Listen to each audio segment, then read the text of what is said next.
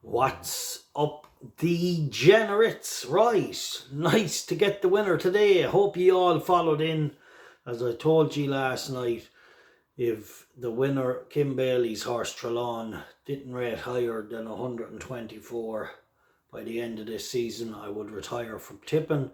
Thought he was at least, 135 horse. Just nice to see him winning. He is a little quirky and still, lads, raw. He does be hanging a little bit, but he's just a very, very good horse, and time will bring him on.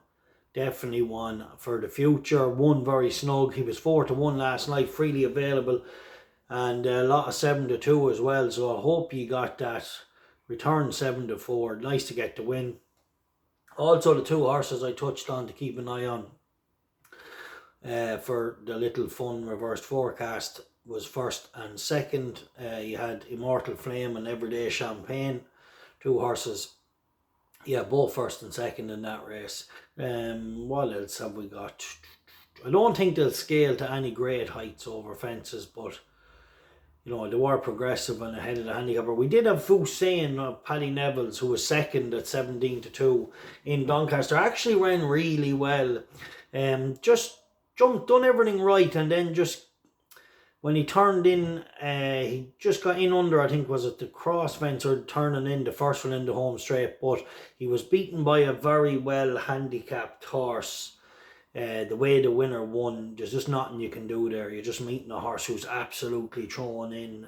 But yeah, I thought Fusain ran really well, jumped well, and done everything he could do, bar maybe got in under the fourth last, but I don't think it would have mattered even if he got everything right. Just today, the winner looked to be very well handicapped, but definitely promised from the first and the second in that race. And yeah, a bit of slower ground would definitely bring Fusain a little closer to that lad in the future. Right, what have we got? So really solid day. Just, yeah, delighted with Trelawn. I really knew he was a nice horse, and nice to see it done. So another day, another dollar. Right, tomorrow, so lads, in the 2:30 at Newbury, Picard is very interesting. It's unexposed, had some good form in novice hurdles, and then it got a nice win the last day.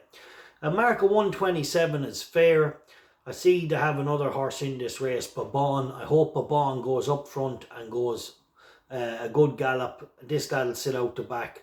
And I think Picard is handicapped to run a big race tomorrow.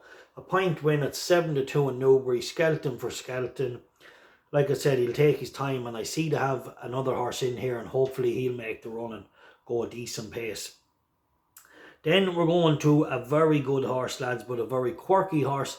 I'm sure Connections would have done a lot of schooling since the run in Wetherby, but I think this horse can win. However, he comes with risks attached. He's quirky boy. He has a massive engine. Oh Lord, I'd say when he puts it together, this lad could be a good one. Point win, War Soldier, 2-1, 245 in Newcastle. Quirky, yes. Big engine, massive engine. But he will have to jump a little bit quicker. He kept going into the bottom of them, but he was a bit keen early. Done a lot wrong the last day, lads. I just hope, I'd like to see them just let him bowl along. When you're riding these good horses in maidens, hurdles and things like that, when they have the engine, I know, look, you're trying to teach them to settle, but when there's a lot of immaturity around you, and they're not going to go any, when on days there's no pace, and then you still drop in, well then you're just making a big mistake. But on a day where there is pace, I suppose, and in fairness, there was an even gallop that day in Wetherby, but he was just very keen. But I think we should see a more streetwise horse tomorrow, fingers crossed, and War Soldier could be a very decent horse when he gets it together. And then we're looking at the 2:15 at Gowran Park, Kalanisi Star. Now, Willie Mullins has the favour here, but this lad, lads, you just cannot knock this horse. He beat a decent horse, Mombeg Glory, is it, or Mombeg Star? I can't think of his name anyway. But the horse he beat is very decent. He won again there in Punchestown not too long ago. The point-to-point form is rock solid. The horse in second has won a few. The horse that finished fourth has been very good as well. Just everything screams that this is a very good horse. A point win at 9-4. Kalanisi Star. Philip Enright in the saddle in Gowran tomorrow.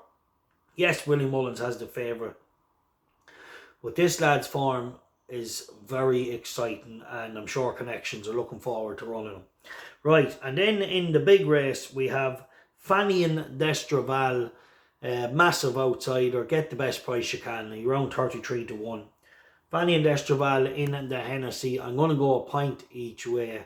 I really like this horse on a flat track. He'll need to get into a nice rhythm. I think the girl might suit him well.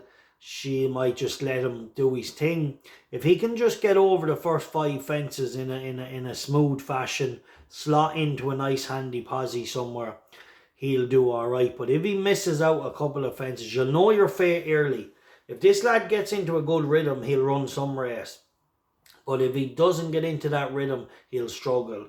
So let's hope Fanion Destraval, who is 2 from 2 at Newbury over fences and who has a massive engine, lads. I don't know, I think he runs a big one if things just get okay over the first few fences. Obviously, I have Corrick Rambler in here, a horse I really like. The setup in Newbury, pace tends to hold up in these races more often than not.